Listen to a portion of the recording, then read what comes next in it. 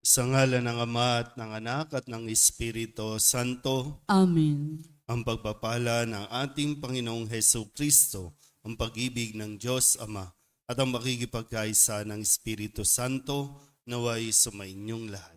At sumaiw rin. Mga kapatid, tinipon tayo bilang mga kaanib na angkan ng Diyos, kaya dumulog tayo sa maawaing Panginoong nagpapatawad ng lubos. Sinugong tagapagpagaling sa mga nagsisisi, Panginoon, kaawaan mo kami. Panginoon, kaawaan mo kami. Dumating na tagapaganyayang mga makasalanay magsisi, Kristo, kaawaan mo kami. Kristo, kaawaan mo kami. Nakaluklok ka sa kanan ng Diyos Ama para ipamagitan kami. Panginoon, kaawaan mo kami. Panginoon, kaawaan mo kami. Kaawaan tayo ng makapangyarihang Diyos, patawarin tayo sa ating mga kasalanan at patnubayan tayo sa buhay na walang hanggan. Amen. Manalangin tayo. Ama naming makapangyarihan, niloob mong ang iyong anak ay mabayubay sa krus para sa aming lahat, upang ang paniniil ng kalaban ay kanyang mabigyang wakas.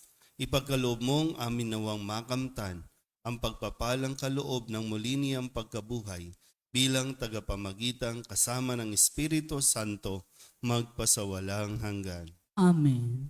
Magsiupo na po ang lahat.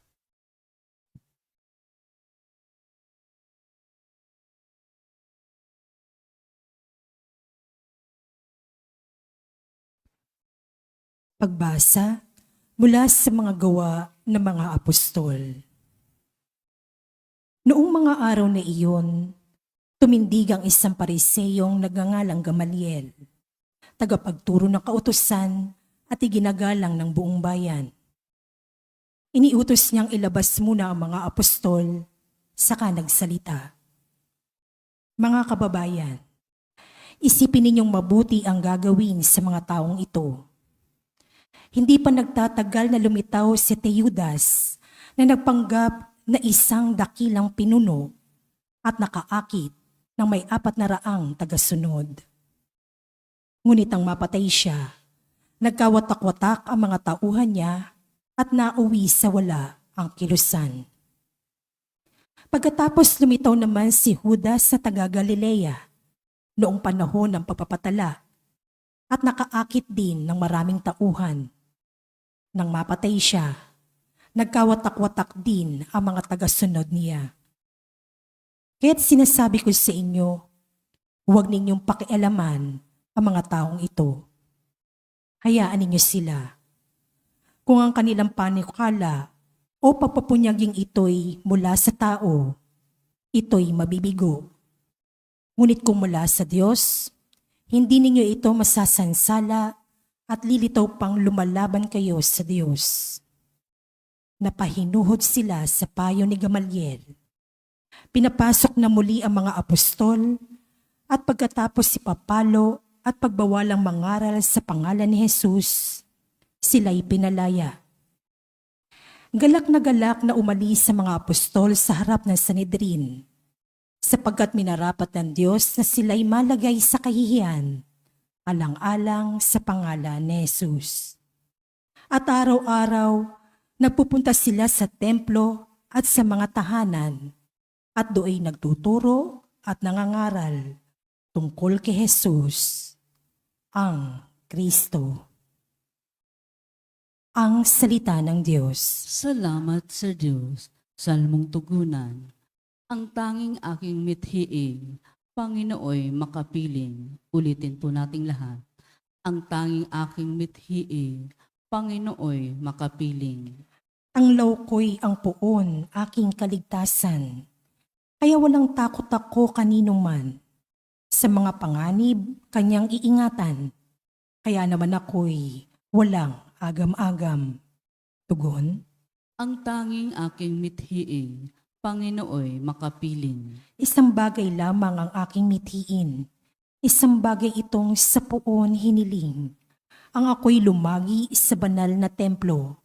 Apang kagandahan niya'y mamasdan ko. At yaong patnubay niya ay mata mo.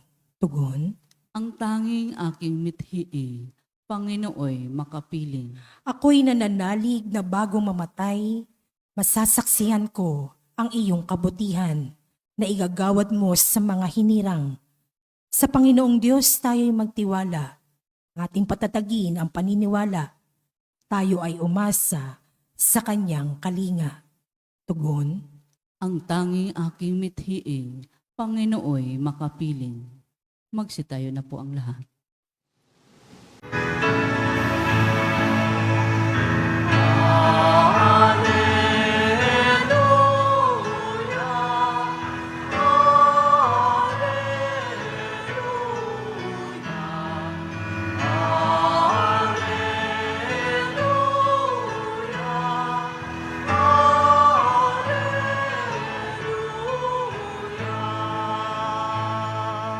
Sumainyo ang Panginoon. Ang mabuting balita ng Panginoon ayon kay San Juan. Papuri sa iyo, Panginoon. Noong panahong iyon, tumawid si Jesus sa ibayo ng lawa ng Galilea na tinatawag ding lawa ng Tiberias. Sinundan siya ng napakaraming tao sapagkat nakita nila ang mga kababalaghang ginawa niya sa pagpapagaling sa mga may sakit. Umahon si Jesus sa burol kasama ang kanyang mga alagad at naupo roon. Malapit na noon ang pista ng Paskwa ng mga Hudyo. Tumanaw si Jesus at nakita niyang dumarating ang napakaraming tao. Tinanong siya ni Felipe, "Saan tayo bibili ng tinapay upang makakain ang mga taong ito?" Sinabi niya ito para subukin si Felipe, sapagkat alam ni Jesus ang kanyang gagawin. Sumagot si Felipe, "Kahit na po halagang 200 dinaryong tinapay ang bilhin ay di sasapat para makakain ng tigkakaunti ang mga tao." Sinabi ng isa sa kanyang mga alagad, si Andres, na kapatid ni Simon Pedro, "Mayroon po ritong isang batang lalaki na may dalang 5 tinapay na cebada at 2 isda. Ngunit gaano na ito sa ganyang karaming tao? Paupuin ninyo sila," wika ni Jesus. Madamo sa lugar na yaon. Umupo ang lahat. Humigit kumulang sa 5,000 ang mga lalaki. Kinuha ni Jesus ang tinapay at matapos magpasalamat sa Diyos ay pinamahagi sa mga tao. Gayun din ang ginawa niya sa isda. Binigyan ng lahat hanggat sa gusto nila. At nang makakain na sila, sinabi niya sa mga alagad, "Tipunin ninyo ang lumabis para hindi masayang." Gayun nga ang ginawa nila at nakapuno sila ng 12 bakol. Nang makita ng mga tao ang kababalaghang ginawa ni Jesus, sinabi nila, "Tunay na ito ang propetang paririto sa sanlibutan." Nahalata ni Jesus na lalapit ang mga tao at pilit siyang kukunin upang gawing hari. Kaya muli siyang umalis na mag-isa patungo sa kaburulan. Ang mabuting balita ng Panginoon. Pinupuri ka namin, Panginoong Hesukristo. Magsiupo po ang lahat. Isang magandang umaga po sa inyong lahat. Ngayon po ay Biyernes sa 2nd linggo ng Pasko ng Pagkabuhay. At muli, sa diwa ng muling pagkabuhay ni Kristo, ang paanyaya sa atin ay magkaroon din tayo ng pagbabago, lalo na sa pagtingin sa buhay. Kaya kung makikita natin na si Kristo naghirap, namatay, pero muling nabuhay. So yung mindset natin, yung kinatatakutan natin na kamatayan, na hindi naman pala ito tanda ng pagkatalo o pagkabigo, kundi ang pagkabuhay ay tanda ng tagumpay ni Jesus. So yung mindset natin, paano ka magdesisyon at nawa sa diwa ng pag-abuhay, nababago na natin yung pagtingin natin at kung paano din tayo nagre-react sa sitwasyon natin sa buhay. So, tingnan natin. No? Sa atin pong narinig na kwento, ito yung pagpapakain ni Jesus sa napakaraming tao. Sabi nga po, no, 5,000 lalaki ang naroroon, hindi pa kasama ang kababaihan at ang mga bata. Pero napakain ni Jesus, nabusog niya, may lumabis pa, nakaipon pa, no? Nakapag-sharon pa. No? Sabi, tipunin ninyo para hindi masayang. Pero tingnan muna natin yung unang bahagi. Nakita ni Jesus itong napakaraming tao. Kay Jesus, ito ay isang magandang pagkakataon. Kasi, ulitin ko, no? Sinundan siya ng napakaraming tao. Nakita niya, nahabag siya, at inisip niya kung saan bibili. No, sabi dito, no, saan tayo bibili ng tinapay para makakain ng mga taong ito. Ulitin ko po, sa pagtingin ni Jesus, ito ay isang magandang pagkakataon para magpamalas, no, magpakita at makita ng mga tao yung kanyang gagawin. Pero mo, no, ilang pirasong tinapay. Pero sabi niya, paupuin niyo, okay. Pero sa pananaw ng mga alagad, no, itong si Felipe, ang sinagot niya, kahit na po halagang 200 dinaryong tinapay ang bilhin, ay di sasapat para makakain ng tigkakaunti ang mga tao. So yung magkaibang reaksyon, na ang panyaya, yung reaksyon natin, nawa matulad sa reaksyon o yung pag-respond, no, yung ni Jesus kaysa doon sa kanyang mga alagad. Kay Jesus, ito ay isang opportunity. Kay Felipe o sa mga alagad, ito ay isang malaking problema. Yan sabi, saan tayo bibili? Saan? Hindi pa tinanong magkanong pera natin, paano tayo makakabili? Yun yung naging reaksyon ni Felipe. Itong pera natin, kahit 200 na dinaryong tinapay, hindi kulang pa rin, hindi sasapat. Nakikita niyo po ba yung pwede natin mapulot na aral? Kadalasan kasi yung atin po, pag may problema, problema talaga. Napakaraming tao. Bakit nagsusulputan ng mga buildings dito sa lugar natin? Yung mga bahay na dati, bahay lang, ngayon puro buildings na, puro warehouse na. Itong ang tapat natin, hinihintay natin magbukas. Kung anong mangyayari sa atin dito. No? Pero sa kanila kasi, yung pananaw, dito sa lugar natin, maraming tao. Dito sa lugar natin, pinupuntahan ito, dinadayo ito. So para sa iba, opportunity ito, kaya umaasenso pa, yumayaman pa, yumayaman pa. Pero sa atin, ano nga nagiging reaksyon natin? So, kung may problema, kung may sitwasyon, hindi pa problema dapat ang tingin eh. Kung may isang sitwasyon, ano ba ito? Ano ang gustong gawin ni Jesus? Dapat nating gawin din. Sa inyo po, kung ano man ang sitwasyon ninyo, baka ang pagtingin pa rin problema.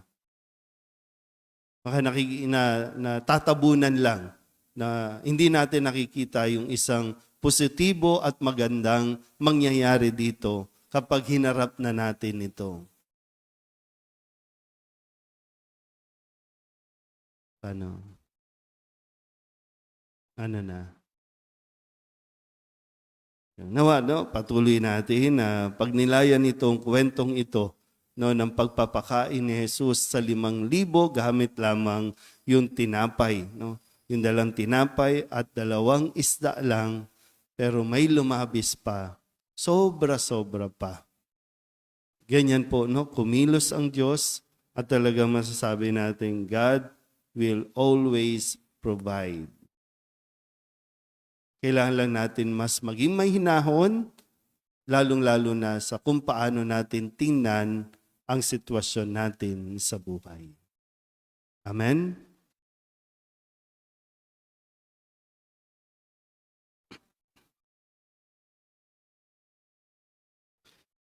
Sa himala ng pagpapakain ng 5,000 tao, ipinakikita sa atin ng ating Panginoon na ibibigay ng Ama ang lahat ng ating mga pangangailangan. Hilingin natin sa Kanya ang lahat ng mabubuting bagay na may pagkakaloob niya sa atin. Ang ating pong itutugon, Panginoon, dinggin mo ang aming panalangin. Panginoon, dinggin mo ang aming panalangin.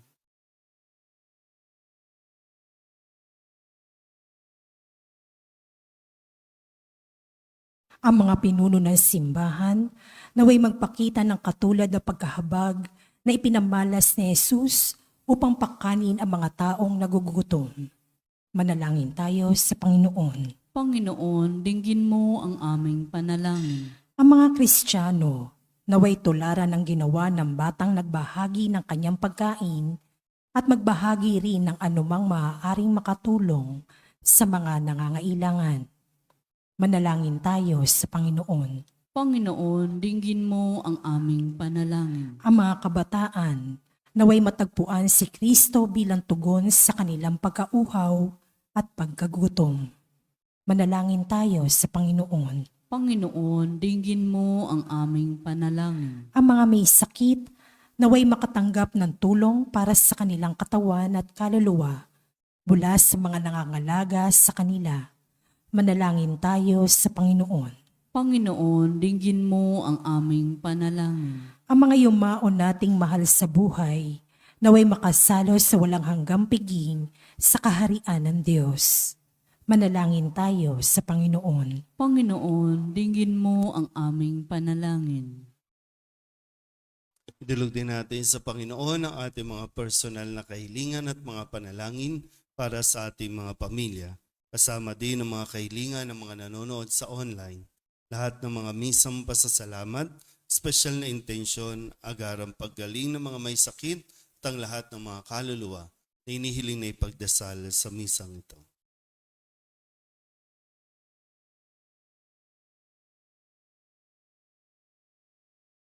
Ang lahat ng ito inihiling namin sa ngalan ni Kristong aming Panginoon. Amen. Magsiupo po ang lahat.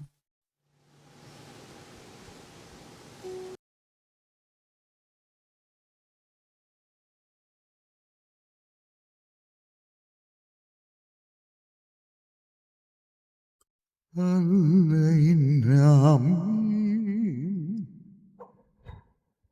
aming buhay, bawat gala at numbay, bawat pangarap naming taglay sa palad mo ilalagay.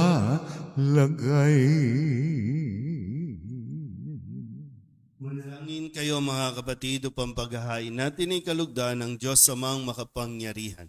Tanggapin nawa ng Panginoon itong paghahain sa iyong mga kamay. Kakapurihan niya at karangalan sa ating kapakinabangan at sa buong sambayanan niyang banal. Ama naming lumikha, tanggapin mo at kalugdan ng mga alay ng iyong angkan upang sa tulong ng iyong paglingap at pagsubaybay, ang bigay mo sa aming puhunan ay hindi masayang, kundi tumubo pa ng mga kaloob mong walang katapusan sa pamamagitan ni Jesucristo kasama ng Espiritu Santo magpasawalang hanggan. Amen. Sumainyo ang Panginoon. At sumaiyo rin. Itaas sa Diyos ang inyong puso at diwa. Itinaas na namin sa Panginoon. Pasalamatan natin ang Panginoong ating Diyos. Marapat na siya ay pasalamatan. Ama naming makapangyarihan, tunay nga marapat na ikaw ay aming pasalamatan. Ngayong ipinagdiriwang ang paghahain ng Mesiyas, ang maamong tupa na tumubos sa aming lahat. Sa paghahain ng sariling buhay at sa pagkabuhay ng anak mong mahal, nabuksang ganap ang iyong tahanan at kaming pinaghaharian mo'y naging kasambahay. Sa pagkamatay niya sa krus, nalupig ang kamatayan. Sa kanyang pagkabuhay, naging buhay siya ng tanan. Kaya kaysa ng mga anghel nagsisiawit ng papuri sa iyo na walang humpay sa kalangitan, kami nagbubunyi sa iyong kadakilaan.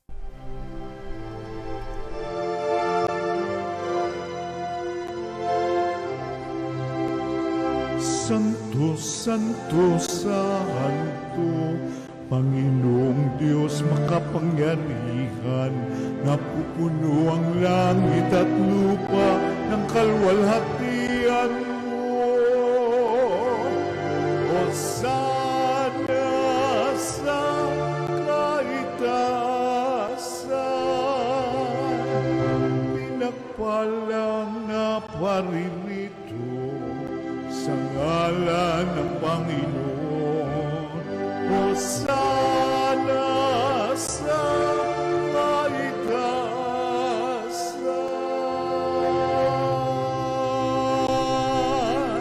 Ama naming banal, ikaw ang bukal ng tanang kabanalan, kaya't sa pamamagitan ng iyong Espiritu, gawin mong banal ang kaloob na ito upang para sa aming maging katawan at dugo ng aming Panginoong Hesu Kristo. Bago niya pinagtiis ang kusang loob na maging handog, inawakan niya ang tinapay, pinasalamatan kaniya, pinaghati-hati niya iyon, iniabot sa kanyang mga alagad at sinabi, "Tanggapin ninyong lahat ito at kanin, ito ang aking katawan na ihahandog para sa inyo."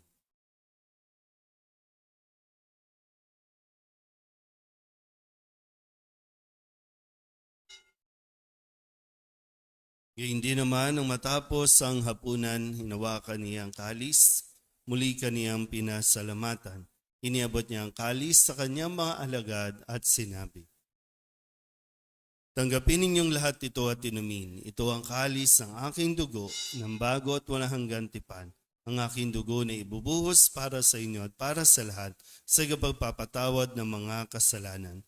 Gawin ninyo ito sa pag-alaala sa akin."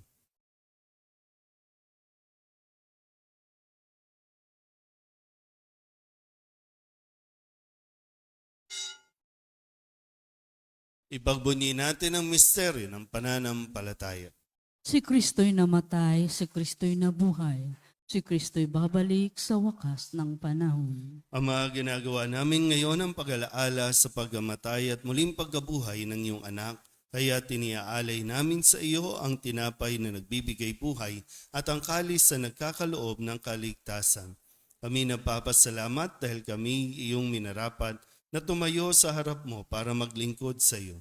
Isinasamo namin kami magsasalo-salo sa katawan at dugo ni Kristo ay mabuklod sa pagkakaisa sa pamamagitan ng Espiritu Santo. Ama, lingapin mo ang iyong simbahang laganap sa buong daigdig. Puspusin mo kami sa pag-ibig kaysa ni Leon na aming Papa at ni Jose na aming Obispo at ng Tanang Kaparian. Alalahanin mo rin ang mga kapatid naming nahimlay na may pag-asang sila'y muling mabubuhay, gayon din ang lahat ng mga pumanaw. Kawaan mo sila at patuloyin sa iyong kaliwanagan. Kawaan mo at pagindapating kaming lahat na makasalo sa iyong buhay na walang wakas. Kaysa ng mahal na Birhen Maria na ina ng Diyos, ng kabiyak ng puso niyang si San Jose. Kaysa ng mga apostol at ng lahat ng mga banal na namuhay dito sa daigdig ng kalugod-lugod sa iyo, may pagdiwang nawa namin ang papupuri sa kararangal mo sa pamamagitan ng iyong anak na aming Panginoong Hesu Kristo. Sa pamamagitan ni Kristo, kasama niya at sa Kanya, ang lahat ng parangal at papuri ay sa iyo, Diyos amang makapangyarihan, kasama ng Espiritu Santo, magpasawalang hanggan. Amen.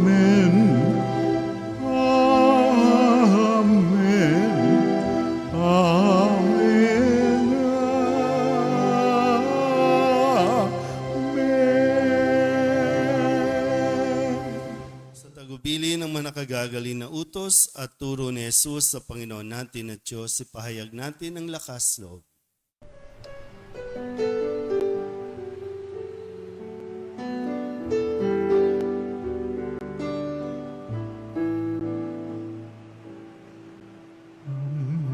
namin sumasalang ka, sambahin ang ngalan mo, mapasamin ang kaharian mo, sundin ang loob mo. Dito sa lupa para nang sa langit, bigyan mo po kami ngayon ng aming kakanin sa araw-araw at patawarin mo kami sa aming mga sala para ng pagpapatawan namin sa nagkakasala sa amin, at huwag mo kaming ibang dulot sa tukso, at yadya mo kami sa lahat ng masama. Sa lahat ng masama, pagkalooban ng kapayapaan araw-araw, iligtas sa kasalanan at ilayo sa lahat ng kapahamakan. Samantalang aming pinananabikan ang dakilang araw ng pagpapahayag ng tagapagligtas naming sa Jesucristo. Sapagkat iyo ang kaharian at ang kapangyarihan at ang kapurihan magpakailanman. Amen. Panginoong Jesucristo, sinabi mo sa iyong mga apostol, kapayapaan ang iniiwan ko sa inyo, aking kapayapaan ang binibigay ko sa inyo. Tunghayan mo ang aming pananampalataya at huwag ang aming mga pagkakasala.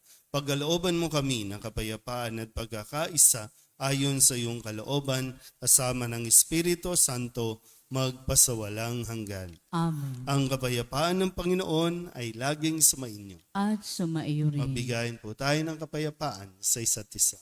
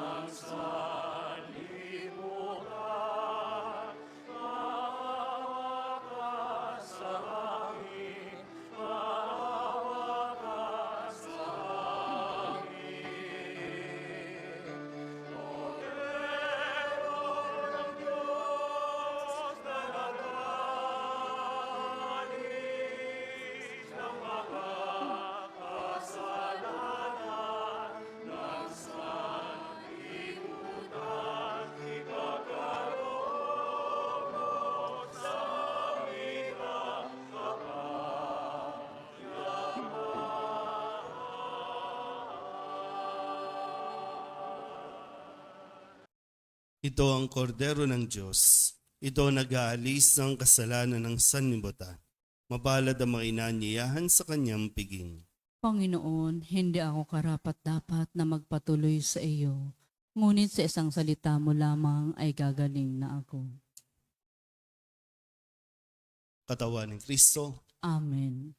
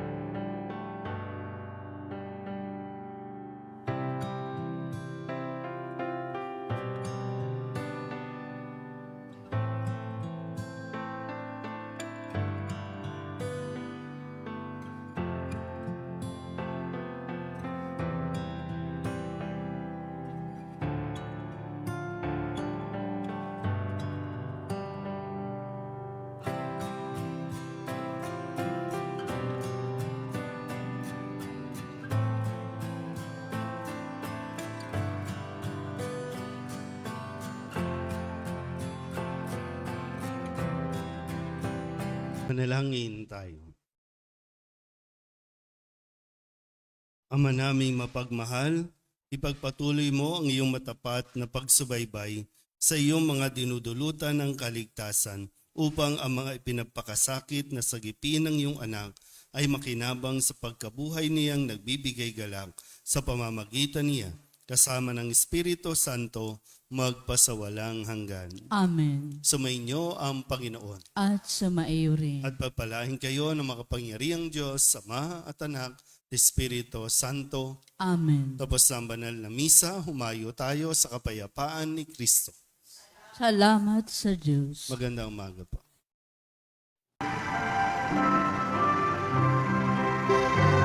Nuestro Padre Jesus Nazareno, sinasamba ka namin, pinipintungo ka namin, aral mo ang aming buhay at kaligtasan. Nuestro Padre Jesus Nazareno, iligtas mo kami sa kasalanan.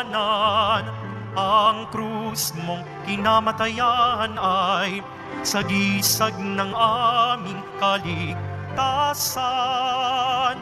Nuestro Padre Jesus Nazareno, dinarangal ka na amin. Nuestro Padre Jesus Nazareno, nilulwalhati ka namin. Nuestro Padre Jesus Nazareno, dinarangal ka na amin. Nuestro Padre Jesus Nazareno, nilulwalhati ka namin.